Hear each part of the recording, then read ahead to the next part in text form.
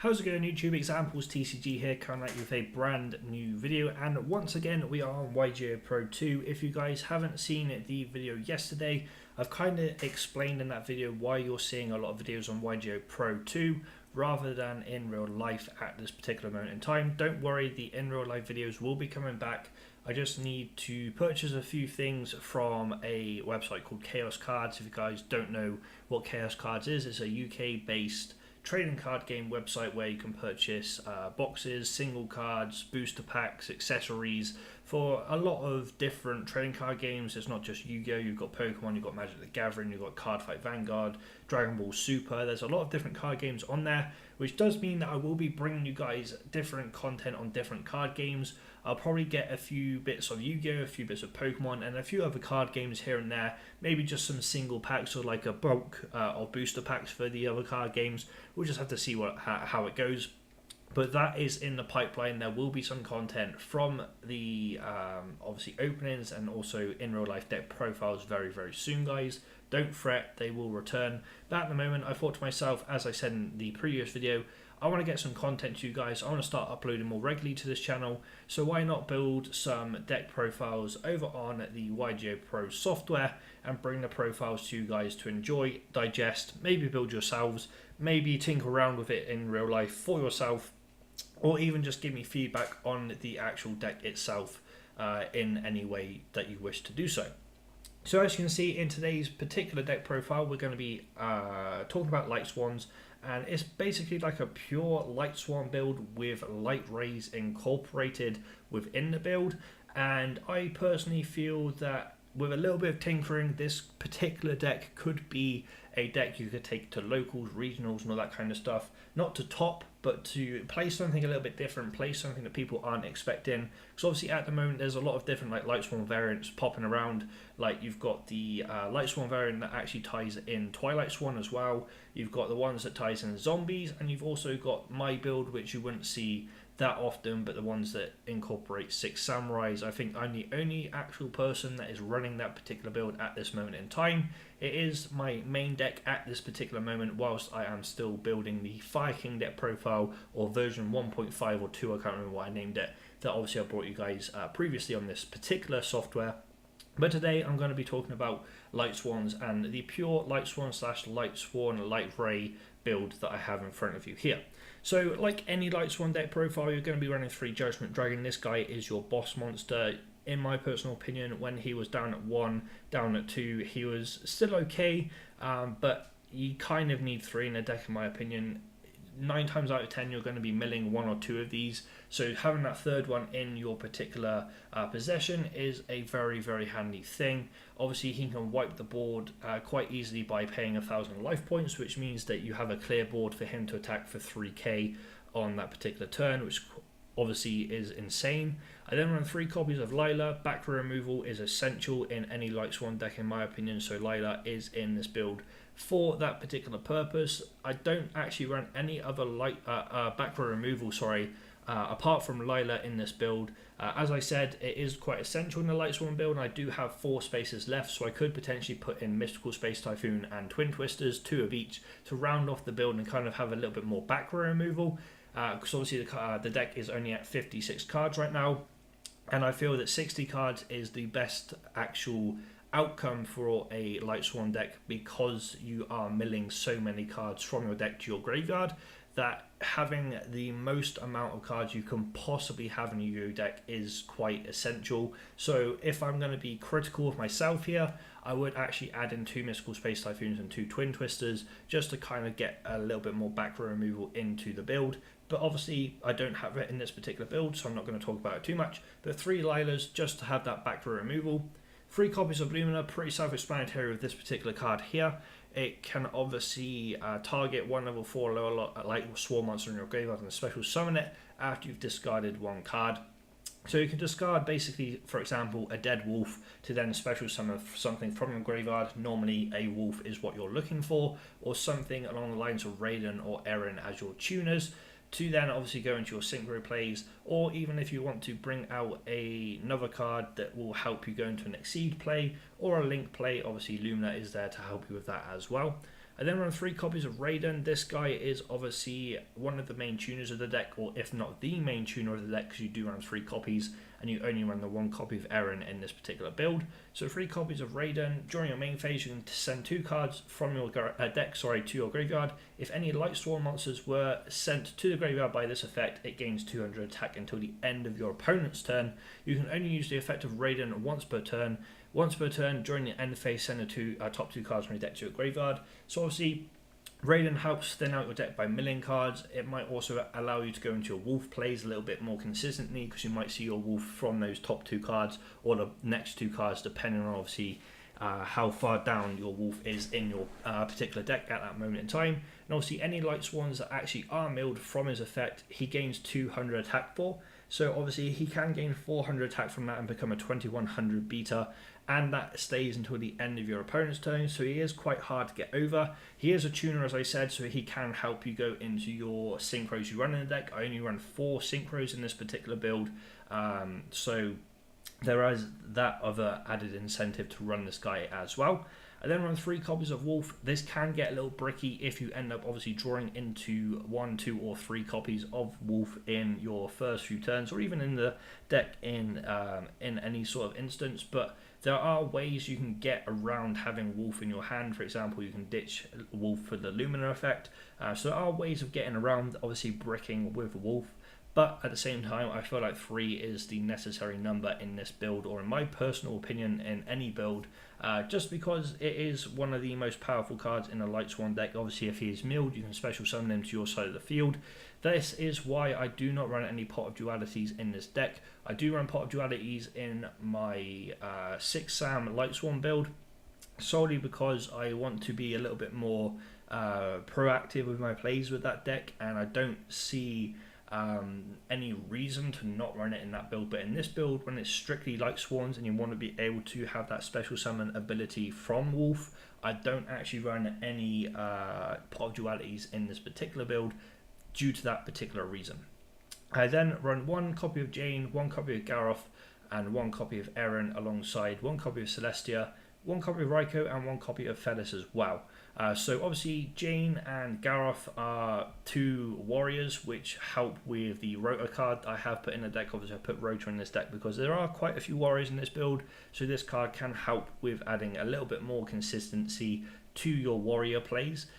Jane and Eren also tie in quite well with Light Ray Grepher. I'll get to that in a little bit, but they do tie in quite well with Grepher to obviously overlay into an Exceed or even go into a Link monster if needed. But I don't really feel the need to play any more than 1 copy of the rest of these Lightsworn cards.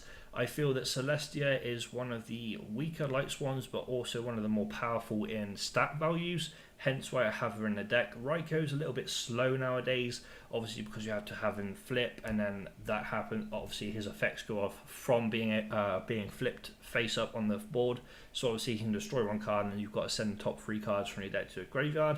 So I feel like he's a little bit too slow to play any more than 1 copy, hence why there's only 1 copy of him in the deck. Felis, I don't really see the need to run any more than 1. You already have the 3 copies of Raiden as your main tuner, and Felis is really a smaller version of Wolf in the sense that you cannot actually normal summon or set this card, you have to special summon it. So it's kind of a card you want to see milled, obviously because of its special summon effect from the graveyard, a little bit like Wolf. So that is why I run like 1 copy of them. I don't really see the need of running any more than 1 copy of any of these. If I was going to run any more than 1 copy of any of these cards, it would probably either be Jane or Eren. To be fair, it would probably be Eren, to be honest. I could run 2 or 3 copies of Eren in this deck quite easily. If you guys don't know what it does, if this card attacks a defense position monster before damage calculation, shuffle that monster into the deck. Once per turn, during the end phase, send the top 3 cards from the deck to the graveyard. Quite easily get rid of a lot of troublesome cards within your opponent's build, especially if they're quite defensive. You can actually obviously use Eren's effect to get it shuffled back into the deck, so that's quite helpful. So that is the only real card alongside Jane, as I said, that I would bump up if I wanted to. But that's it for the Lightsworn actual monsters in this deck. I then run a Light Ray engine of 3 Grepher, 1 Gearfried, 1 Dialus and 1 Diabolus. With Grepher, obviously you can special summon a card by discarding a level 5 or higher Lightsworn monster. So obviously Celestia comes into effect with Grepher. Also, all of the light rays that you run alongside Grepher and Judgment Dragon. So there's quite a lot of fodder that you can actually use to discard for Grepher to be special summoned, especially if you're going first or second. You can obviously summon your normal card. For example, let's say that you summon, I don't know, Lumina, use Lumina's effect. You actually then say gain Light Ray Grepher, or you already have Light Ray Grepher in your hand. You can then obviously use Light Ray Grepher's effect if you have something that's actually allowable or easily discarded for its effect. I think a better example of that actually is if you're there with the likes of the Eren, the Gareth, or even the Jane, because you can discard something like the Light Rays, like Judgment Dragon, to then bring this out on the board, and then you can exceed into your Excalibur, because obviously Excalibur's 2 warrior type monsters, and obviously Grepher's a warrior type, Eren, Jane, and also Gareth are also warriors, meaning that you can overlay into that Excalibur turn 1 if you really wanted to. Plus, when obviously you detach both of the Exceed materials from Excalibur, it becomes a 4k beater, so it is quite a powerful combo, hence why I do run the Light Rays in this deck. I then run Light Ray Gearfried, as I said, Dialis and Diablos. I kind of just run these to be in the deck, to be fodder for the Grepher, but also they have similar sort of summoning conditions as Judgment Dragon. You have to have a certain amount of light monsters in your deck with different names, so then you can actually summon these cards out, hence why they are in the deck. And then obviously their secondary effects can be quite useful in certain situations as well, but they're really there as beaters, 28 and 2600 combined beaters for the deck, which adds a little bit more beef to the deck, because obviously if you didn't run the Light Rays, for example, the only real beefy monster outside of your extra deck is Judgment Dragon. And yes, Judgment Dragon is a very, very powerful card. But if you don't run the Light Rays, obviously there's builds out there that don't run the Light Rays that are pure Lightsworn. But if you don't run the Light Rays, then you're running a risk of obviously not having enough firepower to get over certain decks in the current meta. But with Light Rays, it adds a little bit more value to the deck, in my opinion. I could quite easily substitute these out for a different engine if I wanted to, but I do like the Light Ray engine, hence why it is in this build. I then run 2 copies of Honest, because this card can literally protect every single card in this build apart from Ash Blossom, but Ash Blossom is just there as a hand trap anyway, a little bit like Honest is. So this particular card is there to protect every single card in this build, because everything is light. Obviously, apart from the extra deck, every single card in this particular build is a light monster, meaning that Honest has a lot of value in this deck. I would run 3 if I could find space to run 3, but as I said, with the 56 cards, I'd probably end up putting a little bit of back removal into this build just to add a little bit more of a helpful guiding hand, I guess you could say, in the spell or trap card area, to be able to make your plays exist a little bit better and flow a little bit better without having to worry about the back row. But still, 2 copies of Honest in the deck. As I said, 2 copies of Ash Blossom. Pretty much the sole purpose of this card is to be the hand trap of the deck alongside Honest. Obviously, when there's a card or effect even is activated that includes any of these effects, you can discard this card to negate that effect, add a card from the deck to the hand, special summon from the deck, and send a card from the deck to the graveyard. And you can only use this effect of Ash Blossom, once per turn. Just there as a hand trap, as I said. It's not going to be summoned in any which way unless you are desperately in need of a tuner. Then obviously you could drop Ash Blossom and then tune up if you so desire. But normally it's just used for the hand trap aspect. I then run 3 copies of Dawn Knight. This is basically another Foolish Burial for your Wolves and your Felis. Just allows you to be able to ditch that particular monster into your graveyard. If this card is sent from the field to the graveyard, you can send 1 light monster from your deck to the graveyard. If this card is sent from your deck to the graveyard, target 1 light monster in your graveyard, place that target on top of your deck. You can only use 1 Dawn Knight effect once per turn, and only once that turn. You can only use 1 Dawn Knight effect per turn and only once per turn. Sorry, I misread that. But still, it is another way of getting your Wolf into the graveyard or your Felis into the graveyard. If you haven't seen your Foolish, or you've already used your Foolish and you want to try and go into another Wolf play, this card is very, very handy for those particular aspects. And then one card that I have been recommended to run in a Lightsworn build, if I was going to build one or profile one from one of my friends, is this card right here, Cephalon, the Ultimate Time Lord. This card cannot be normal summoned or set, must be special summoned from your hand by having 10 or more monsters in your graveyard, and cannot be special summoned by other ways. Once per turn you can special summon one level 8 or higher fairy type monster from your hand or graveyard, but its effects are negated. Also its attack becomes 4,000. So it doesn't actually help in the sense of the fairy monster aspect, unless obviously you want to summon out Honest, but I don't think Honest is actually summonable, because obviously it's not a level 8, it's a level 4. But the main aspect of this particular card is the fact that it can only be special summoned by obviously having 10 or more monsters in your graveyard, and the fact that you run 35 monsters in your deck anyway means that you're more than likely going to be able to summon this out regardless. You're milling a lot of cards as well, meaning that Cephalon actually is very, very viable in a Lightsworn build, because you literally just mill, say you mill 10 cards within your first couple of turns, you can then just special summon Cephalon in one of those turns to be like, hi, 4,000 beta, what are you going to do about it, basically. So this card is very, very handy in the deck. It's easily accessible, as I said. If you mill it, you mill it. It's not the end of the world, but at the same time, it is there because the deck literally just screams at you to say you're going to have 10 monsters in your graveyard to be able to summon this, hence why I do run one copy. I don't feel like the need of having any more than one in this build, but I do run the one copy regardless. I then run 3 Solar Recharge and 3 Charge of Light Brigade. I'm so happy these are back at 3 each. I kind of explained why I'm happy that these are back at 3 each in my 6 Samurai Lightsworn build. However, obviously these cards just allow you to mill more and draw more and add more cards to your hand and thin out your deck and be able to go into your plays a little bit more consistently and a little bit more actively, hence why I run 3 copies of each. And then run 2 copies of Lightsworn Sanctuary. A lot of Lightsworn builds don't actually run this card, but I like it in this build. Once per turn you can send a Lightsworn monster from your hand to the graveyard, then target one other Lightsworn monster in your graveyard, add that to your hand. Each time a card is sent from your deck to your graveyard, place a shine counter on this card. If a Lightsworn card that you control would be destroyed by a card effect, you can remove 2 shine counters from your side of the field for each of those Lightsworn cards instead.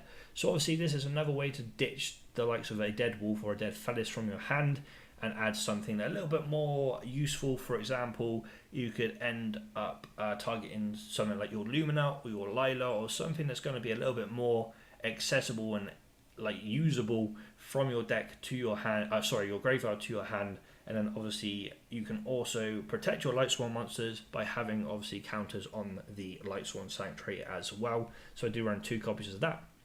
1 copy of That Grass Looks Greener. This card again allows you to thin out your deck and mill your deck as much as possible. This particular card obviously allows you to mill as many cards as you can until you've got the same amount of cards that are in your deck as your opponent. Obviously that kind of means that you and your opponent have to keep count of how many cards you have in your deck.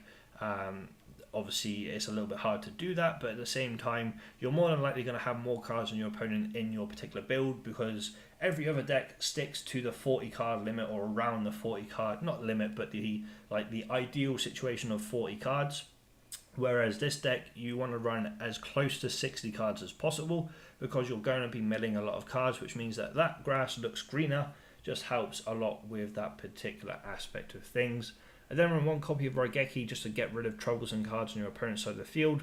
Monster Reborn, self-explanatory, you can just bring a monster back from the graveyard. 1 Foolish Burial for the Wolf of the Phallus. Again, it's a 4th copy of Dawn Knight essentially, or obviously the 4th copy of Foolish Burial as you will. 1 copy of Reinforcement of the Army, because you do run quite a few warriors.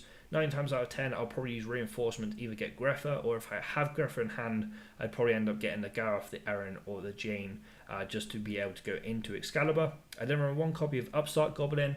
Obviously 59 cards is better than 60 cards. It allows you to just draw into your plays a little bit more often, and 9 times out of 10 that 1,000 extra life points for your opponent doesn't really matter if you are able to actually make your plays work with the deck. So Upstart Goblin just to kind of thin out the deck a little bit. Then run the full Solemn Brigade of 3 copies of Solemn Strike, 1 copy of Warning and 1 copy of Judgment. These cards can help you win games 9 times out of 10. If I could run 5 copies of Strike, I would run 5 copies of Strike, but obviously with the game of Yu-Gi-Oh, you're limited to having 3 copies of each card. But Strike is probably the most powerful Solemn card, yet it's at 3. Well, I say the most powerful. Solemn Judgment is obviously the most powerful because you can have your life points and just literally negate pretty much anything that's going to happen. Whereas Solemn Strike is just obviously a special summon of a monster. But still, in the current format, there's a lot of special summoning going on, so this card is very, very viable, very, very helpful. There are 2 copies of Breakthrough Skill, mainly because even if this card is milled, you can still use its effect, because if it is in the graveyard, you can banish the card from the graveyard, target one face-up effect monster your opponent controls, that target has its effects negated until the end of the turn. It does exactly the same thing if you're going to set it on your side of the field as well, so it's quite helpful. You can use it twice if you end up actually being able to set the card, but even if you end up milling it, you can still use its effect in the graveyard anyway, which means that this card is a very viable card to have in this deck. And what I'm going to do whilst I actually have it like fresh in my mind is I'm actually going to, if I can spell properly, Mystical, is I'm actually going to add in the Mystical Space Typhoons that I was on about adding in, 1 and 2, and then the Twin Twisters as well, because I wanted a little bit of extra back removal, as I said. So I'll add them in now, so obviously they are there in the build. In fact, I'd probably end up running 3 Twin Twister and 1 MST, because Twin Twister, in my opinion, is a better card. So we'll do it like that, and we'll hit the save button. So that's the main deck. Obviously, I've bumped it all the way up to 60 cards now with the 3 Twin Twister, 1 MST, just to obviously add a little bit more back row removal alongside the Lila. So on to the extra deck. I run 2 copies of Dominion of the Lightsworn. Obviously, considering you're running a pure Lightsworn build, or pure Lightsworn with a little bit of Light Rays, this particular card is not essential, but very, very helpful with regards to being able to access a lot of plays, help your plays, and also mill a few more cards from your deck to your graveyard just to be able to go into your wolves if you still have them in your deck. 9 times out of 10, you've probably used your wolves to summon this card out anyway, but still, this particular card is very, very helpful with this deck, obviously because it is a Lightsworn card. I then run Proxy Dragon and Decode Talker because 90% of extra decks nowadays do run these 2 cards. They're just extra links to have in the deck, because I didn't really know what other link monsters to put in this build, because obviously with my Lightsworn 6 Samurai build, I have 1 Dominion, 1 Proxy Dragon, 1 Decode, and also another card which eludes me. I can't remember what it is right now, but I have another link monster. I think it's Isildale, the Noble Knight link monster, I'm pretty sure, that I have in that build. Obviously, the Noble Knight monster isn't really going to work in this particular build. You do have warriors, but not enough to really solidify its use in this deck, hence why I put in 2 Dominion rather than just the 1. I then run 2 copies of Minerva, the best Exceed you can run in Lightsworns by a country mile. I would run 3 if I could find potential room for 3. I could potentially cut, say, Black Rose Dragon or Light End Dragon from my extra deck, or even the Psyframe Lord Zeta, however you pronounce it. I could cut that as well for a 3rd copy of Minerva, but at the moment, only 2 copies in this particular build. I've already gone through Excalibur. Pretty much the only time you want to actually summon Excalibur is through Greffa, Erin, Garroth, and Jane, hence why he is in the deck. 9 times out of 10, you probably won't see Excalibur because you're probably going to go into the likes of Minerva and your other Exceeds over this card, but still, if you want something to end the game with 4,000 attack and you can't get out your Time Lord, then this card is very, very helpful. I then run Utopia and Utopia Lightning. Obviously with Utopia Lightning you could get this out via the actual Utopia itself. There's no other way you can get the card out in this build. You don't run enough level 5s to be able to bring out Utopia Lightning without Utopia, but it is still quite a good Exceed. Like, this card is overlooked sometimes in these types of build. You run a lot of level 4s, so this card will be summonable quite easily, hence why I do run the 1 copy and a 1 copy of the Utopia Lightning to go with it. I then run 1 copy of Abyss Dweller because Abyss Dweller, 1 copy of Dante because it helps with your milling. Obviously, if you guys don't know what it does, or if you've forgotten what it does, once per turn you can attach 1 Exceed material from this card and choose a number from 1 to 3. Then it said that many cards from the top of your deck to your graveyard until at the end of this turn. This card gains 500 attack for each card sent to the graveyard this way. If this card attacks, it is changed to defense position at the end of the battle phase. If this card is sent to a graveyard, you can target one Burning Abyss card in the graveyard, accept this card and add it to your hand. Obviously, you're not going to do the last part, because you don't have any Burning Abyss. But if you guys are wondering what cards you can use to actually bring this out, you've obviously got, you've obviously got the 2 copies of Ash Blossom. In fact, 2 copies of Ash Blossom and the 3 copies of Lumina. I was about to say, why did I put this in the deck? And then I remembered that you've got 3 Lumina and you've got 2 copies of Ash Blossom as well. So you actually have the cards to be able to summon it out. As I was going through and like thinking about and obviously reading the text, I was like, do I actually have any level 3s to be able to bring out Dante anyway? But I do. I have the Luminas, I have the Ash Blossoms, so there are ways of getting Dante out in the deck. To be honest, if I was going to cut any card from this particular build to be able to put in another Minerva, it would probably be Dante, because Dante is one of those cards that you're probably not going to see that often. Like, he's there just in case you actually end up getting 3 Luminas, or you have to summon an Ash Blossom alongside the Luminas to be able to bring him out. But 9 times out of 10, you're not going to go into this card because you've got a lot more level 4s than you have level 3s. But he's there just in case you want to obviously use him, or you can use him. If I'm honest, guys, and you want to build something similar to this deck, take out Dante, put in a 3rd Minerva, or even find another level 4 or rank 4, Exceed.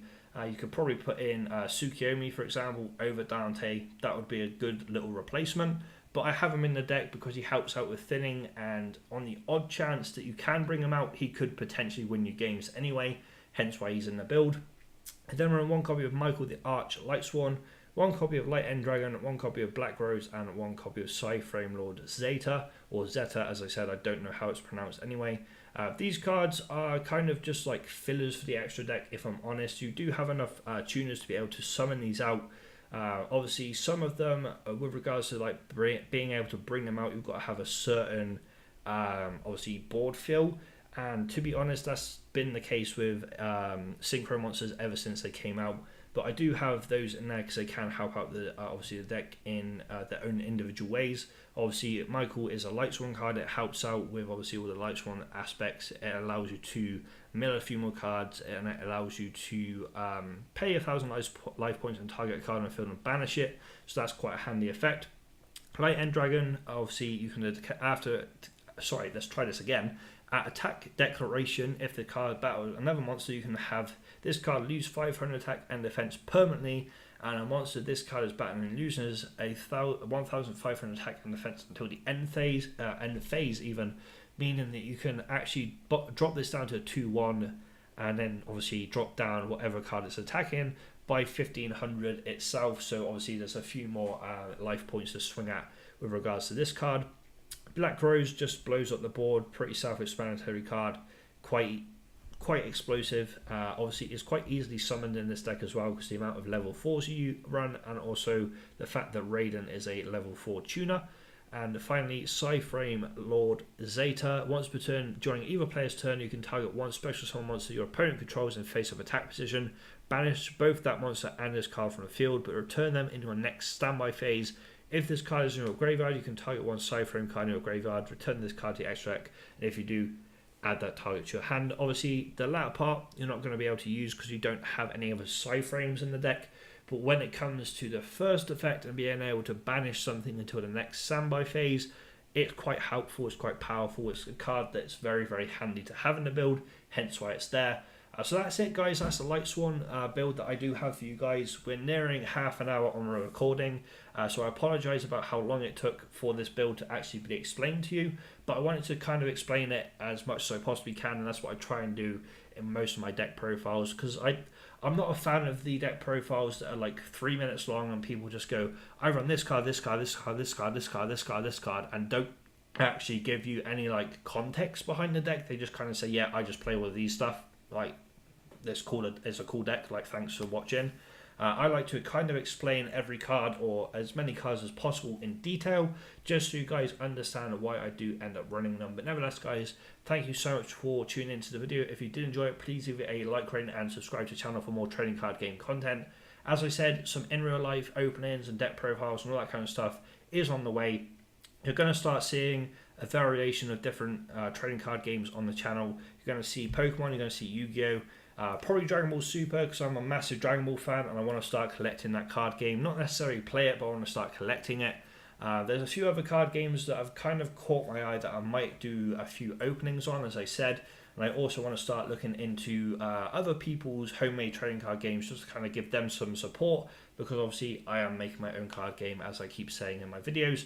Videos on that card game will come on a different channel, which I'll leave in the description down below once it is made. But thanks for tuning in, guys. Much appreciated, and I'll see you in the next video.